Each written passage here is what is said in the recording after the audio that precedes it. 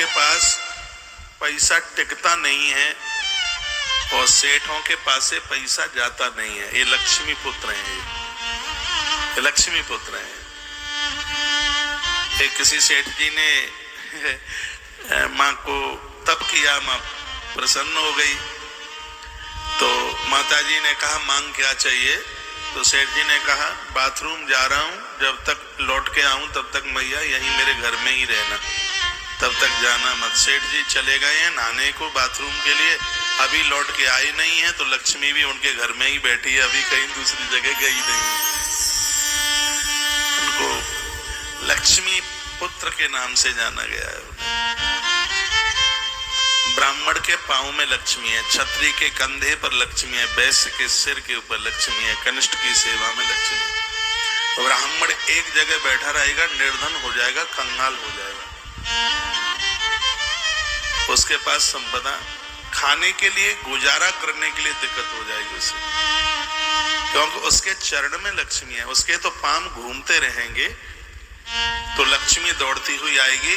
ब्राह्मण के चरण में लक्ष्मी है, ब्राह्मण के चरण में मत्था टेकते रहोगे तो भी तुम्हारे घर में लक्ष्मी आती रहेगी, धन आता रहेगा, पैसा आता रहेगा। ब्राह्मण के चरण में लक्ष्मी। भृगु जी महाराज ने भगवान देवताओं की परीक्षा ली, भागवत में कथा आती है। एक बार नेमिस में एक मीटिंग हुई महात्मा, आपके पास टाइम हो तो थोड़ा सुना दूं, फिर तो मैं प्रसंग में लौट के आई जाऊं, मुझे पूछना पड़ेगा ना टाइम है कि नहीं। तो एक बहुत बड़ी मीटिंग हुई, तो उस मीटिंग में कहा जा रहा था कि देवताओं में आजकल सबसे बड़ा कौन है। किसी ने कहा महादेव बड़े हैं, किसी ने कहा ब्रह्मा बहुत बड़ा पंडित है, ब्रह्मा बड़ा है, किसी ने कहा नहीं इंद्र देवताओं के राजा है वो बड़ा है, किसी ने कहा नहीं जी धर्मराज ज्यादा बड़ा है। तब भृगु जी महाराज कहते हैं काय कौन लड़ रहे हो, मैं अभी पता करके आता हूं ना कि कौन बड़ा है। सो भृगु जी महाराज चल पड़े। बड़ा अद्भुत महात्मा है, भृगु से भार्गव हुए हैं ना। श्री भृगु जी महाराज चले परीक्षा के तौर पर और गए। उन्होंने ब्रह्मा की परीक्षा ली और कुछ उल्टा पुल्टा कह दिया, ब्रह्मा मारने को दौड़े। भृगु ने कहा मेरी परीक्षा में तुम फेल। उसके बाद शंकर जी को जाकर के कहा और भांग भांग छाइनी के नहीं, शमशान में ही पड़े रहते हो, नहा धो भी लेते हो कि नहीं। और शंकर ने त्रिशूल उठाया, पेट फाड़ दूंगा।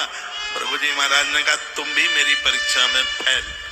उसके बाद भृगु जी गए क्षीरसागर, भगवान सैया पर थे, एक चरण का प्रहार, लात का प्रहार भगवान विष्णु की छाती में किया भृगु जी ने। भगवान की आंख में आंसू आ गए, उठ बैठे हुए चरण पकड़ लिए, कहा गुरुदेव मेरे पत्थर जैसे हृदय से आपके हल्के से चरण में कहीं चोट तो नहीं पहुंच गई। भृगु जी महाराज कहने लगे मेरी परीक्षा में पास प्रभु आपसे बड़ा कौन हो सकता है, अब मुझे क्षमा कर दो, मैं परीक्षा के दौरे पर आया था। लक्ष्मी माँ पास में बैठी थी, इतनी कुपित हो गई। एक वो अगस्त आया, मेरे पिता समुद्र को पी गया, बिना कारण के भृगु ने मेरे पति की छाती में लात का प्रहार किया। मैं श्राप देता हूँ, मैं श्राप देती हूँ कि ब्राह्मण रोटी पर रोटी रखकर तबाह हो जाए खाने के लिए। कह दिया, उसने श्राप दे दिया, गरीबी झेलनी पड़ेगी ब्राह्मण तुम्हें। भृगु जी महाराज ने कहा सुन देवी, जो ब्राह्मण अपने 6 कर्मों के साथ में जिएगा, विद्या पढ़ना विद्या पढ़ाना, ब्राह्मण का काम है विद्या पढ़ना विद्या पढ़ाना, दान लेना दान देना, यज्ञ करना यज्ञ कराना, तो तुझ लक्ष्मी को ब्राह्मण के चरणों में वास करना पड़ेगा, चरणों में गिरना पड़ेगा।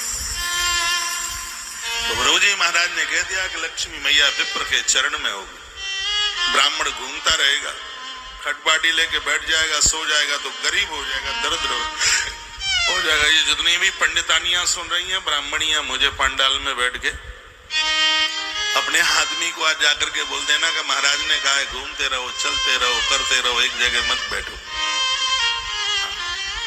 तो ब्राह्मण को जो प्रणाम करेगा वो दरिद्र नहीं रहेगा, कंगाल नहीं रहेगा, क्योंकि उसके चरण में लक्ष्मी का वास है। एक बार जयकारा लगाओ, बोल भक्तु वत्सल भगवान की जय हो, श्री हनुमंत बलवंत महाराज की जय जय, श्री राम।